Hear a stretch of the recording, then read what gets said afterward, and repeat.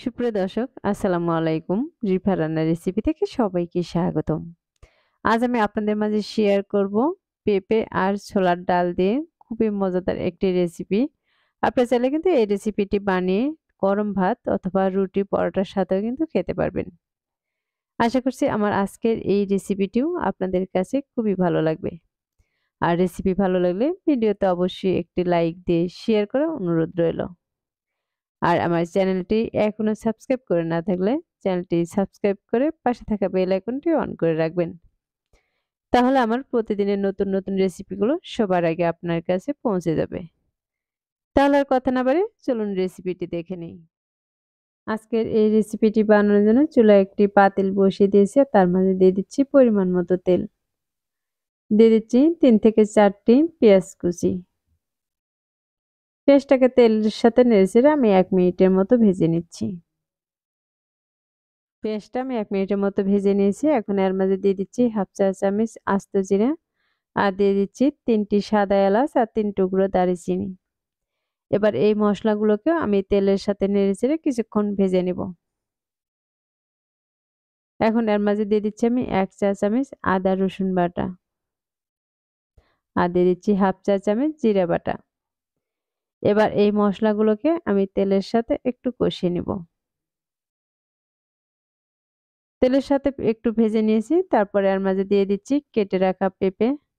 আমি এখানে একটি ছোট সাইজের পেঁপে নিয়েছি। আপনারা চাইলে কিন্তু এই সবজিটা বেশি করেও রান্না করতে পারেন। আর নিয়েছি 1/2 কাপের মতো ছোলার ডাল। ছোলার ডালটা কিন্তু অবশ্যই 3 থেকে 4 ঘন্টার মতো ভিজিয়ে রাখতে হবে। তাহলে দেখবেন ছোলার ডালটা কিন্তু ফুলে ডাবল হয়ে যাবে। আর খুব তাড়াতাড়ি কিন্তু সেদ্ধ হয়ে যাবে। এখন দিয়ে দিচ্ছি 1 চা চামচ লবণ আর দিয়ে দিচ্ছি 1/2 চা চামচ হলুদের গুঁড়া। দিয়ে দিচ্ছি লাল মরিচের গুঁড়া 1 চা চামচ ভর্তি করে। আর দিয়ে দিচ্ছি ধনিয়া গুঁড়া 1/2 চা চামচ। এবার এই মশলাগুলোকে আমি এই সবজির সাথে ভালোভাবে মিশিয়ে নিব।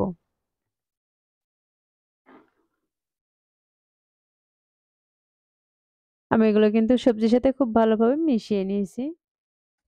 কষানোর সময় সবজিটা কিন্তু একটু পর পর এভাবে নেড়ে দিতে হবে।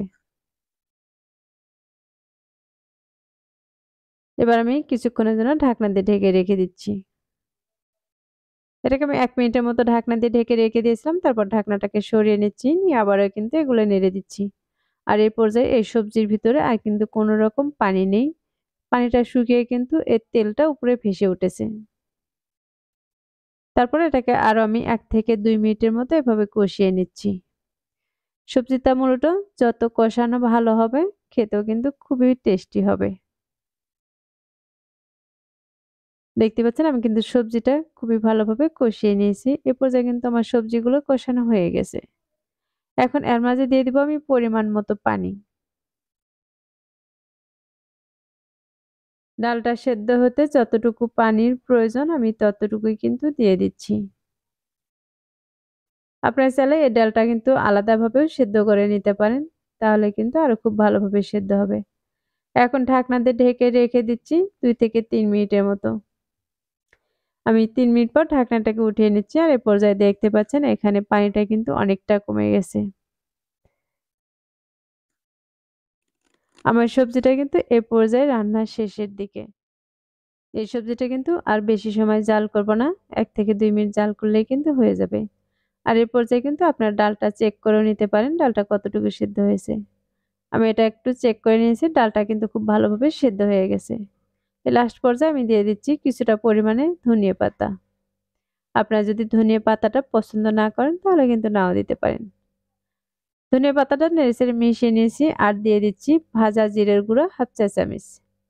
লাস্ট পর্যায়ে ভাজা জিরাটা দিলে কিন্তু এর ফ্লেভারটা খুবই সুন্দর আসে।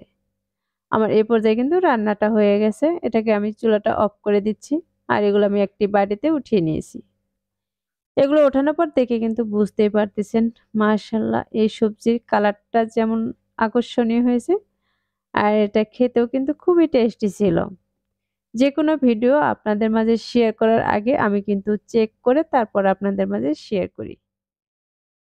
আশা করছি প্রতিদিনের মতো আমার আজকের এই রেসিপিটি আপনাদের কাছে খুবই ভালো লেগেছে আর সহজে লেগেছে। রেসিপিটি ভালো লাগলে ভিডিওতে অবশ্যই একটি লাইক দিয়ে শেয়ার করার অনুরোধ রইল। আর রেসিপিটি বাসায় অবশ্যই একবার ট্রাই করবেন। আর আপনাদের কাছে কেমন লেগেছে তা আমাকে কমেন্টে লিখে জানাবেন। আমার চ্যানেলটি এখনো সাবস্ক্রাইব করে না থাকলে চ্যানেলটি সাবস্ক্রাইব করার অনুরোধ রইল। তাহলে আর কথা না বাড়িয়ে আজকের মতো এখানেই বিদায় নিচ্ছি। সবাই ভালো থাকবেন, সুস্থ থাকবেন। আল্লাহ হাফেজ।